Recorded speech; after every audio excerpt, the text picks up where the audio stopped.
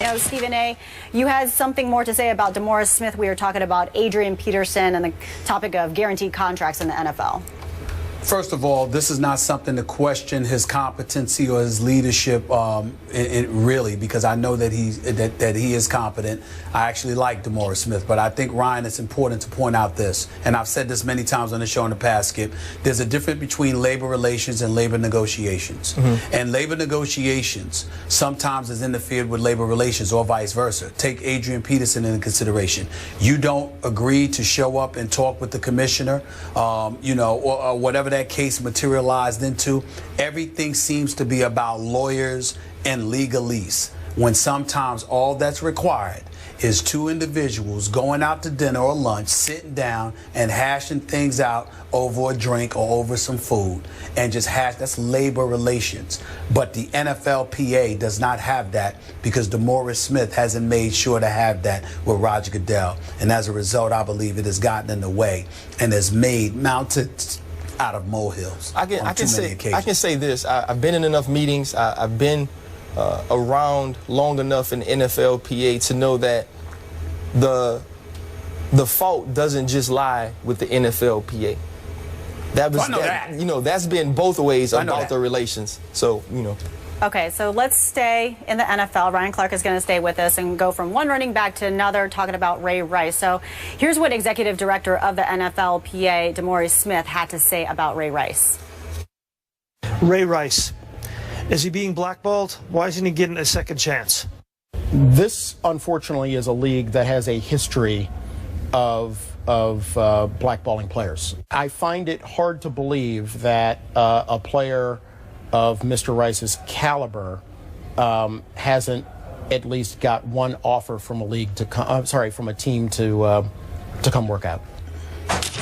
So that was Smith telling our very own Sal Palantonio that Ray Rice is being blackballed. I'm really interested to hear what you have to say about this, Ryan. This is a very interesting topic. This is something that can be taken so many ways. When D. Smith says there's been players blackballed, we have a whole list of guys who fought for free agency, of guys who were big union reps, who were never able to play again, who were cut from teams and never picked up.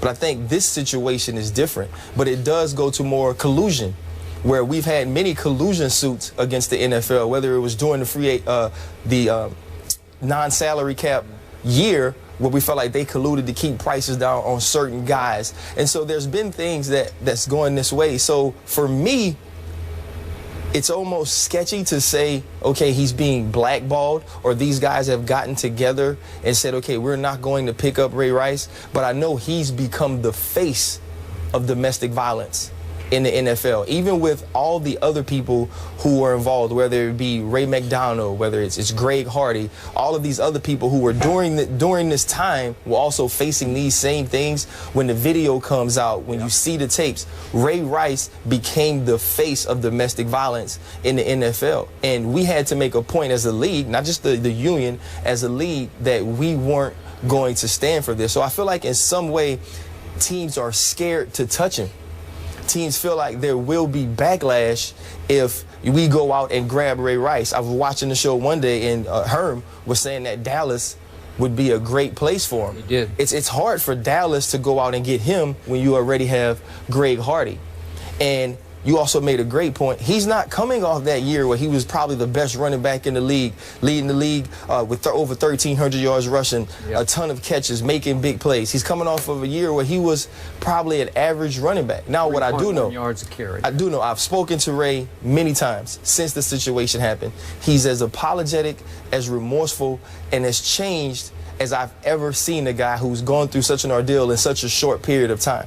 We've had guys rehabilitate, like Brandon Marshall, who's become the face of mental health, of getting the word out that, these things do affect people. So we've seen people go the right route, as we have seen people go back to doing those same things. So for me, I don't know if it's a situation of people blackballing him, but I think it is a situation that people are scared to touch him, because amongst all the guys who were involved in domestic violence, Ray Rice has seemed to be the poster boy for it. Right. So maybe it's not the right term, blackball. Just everybody's keeping. Well, I think the blackball came from the question. When Sal Powell asked the question, he said, about Ray being blackballed. So it kind of leads you to use those words in your answer. But I do think it's a situation where teams are staying away from him.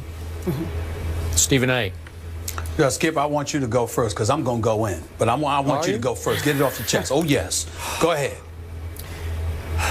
In no way am I trying to defend anything that Ray Rice did. But in the big picture, I feel sorry for him only because that video is going to haunt him forever. And what galls me about this, he has become the face of domestic violence for a league that ignored domestic violence for years and years. And all of a sudden it's like, well, we finally found our guy and now he's the face because we got the video here. And he is paying the price for their failings for years and years and years of sweeping domestic violence under the carpet. And I'm not saying he doesn't deserve not to be in the league, but we all agree at some point you deserve a second chance. Now maybe at age 28, maybe he's just not worth a second chance to most teams, and I get that. But again, I'm not saying I feel sorry for him, but I feel sorry for the situation where it's because of the league's failings that suddenly he's too hot to handle, probably permanently. Go ahead, Stephen A. Getting back to what Ryan Clark had to say. Ryan, first of all, let me say this to answer this question directly. DeMaurice Smith is absolutely right. I believe Ray Rice is being blackballed. I also agree with you, Ryan. I'll take your word for it in terms of his contrition and his changed ways. But I've always been of the mindset that this is the land of second chances. Ray Rice deserves a second chance. Ray Rice deserves an opportunity to be back in the NFL. So we agree there. Where all of these guys lose me, Ryan, tell me what part about what DeMaurice Smith said that they didn't know. See, this is the kind of stuff that we don't talk about enough, Ryan, amongst ourselves. Because when you talk about the system and you talk about how the system conducts itself, there is nothing, absolutely nothing about it that is surprising. We got a video of you, Ray Rice, hitting a woman. As a result, you know Madison Avenue and all the advertisers and sponsors that the NFL does business with, they'd have a conniption if you were brought back. It's entirely plausible that the NFL, without even getting into the blackball situation as you so accurately articulated, Ryan, it's entirely possible that you're just nuclear, Ray Rice, and they're scared to touch you because it's bad for business. That's entirely different than being blackballed. See, blackballed is when it don't matter whether it's good for business or not. They will collude. They will do whatever they have to do to keep you out of the league.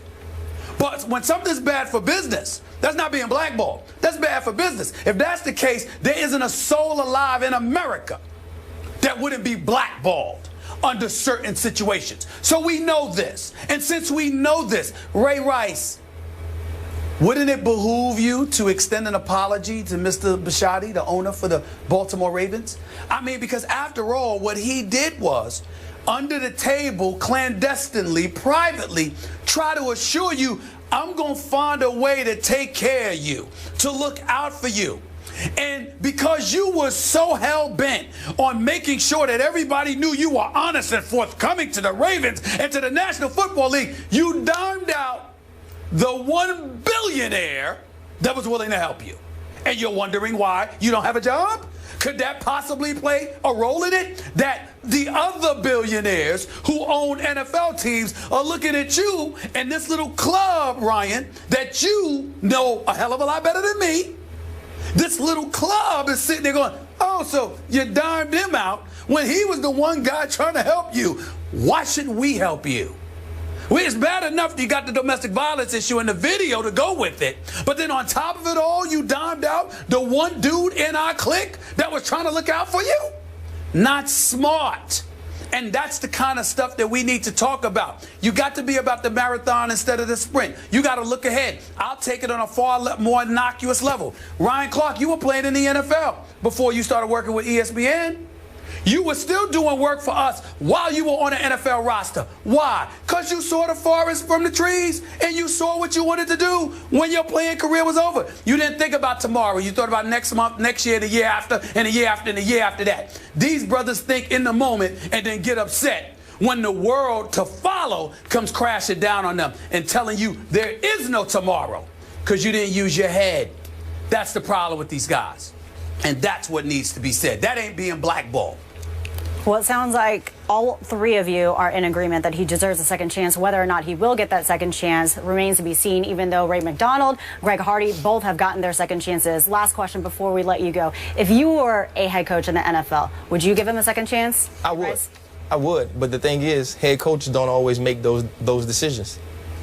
All right. It's about the business. I would bring him back to the Ravens. I would bring him back. If he apologized to me if I was Bisciotti, I'd bring him back tomorrow. They will support him. All right. NFL analyst Ryan Clark, thank you for joining us. We're to go back to the association.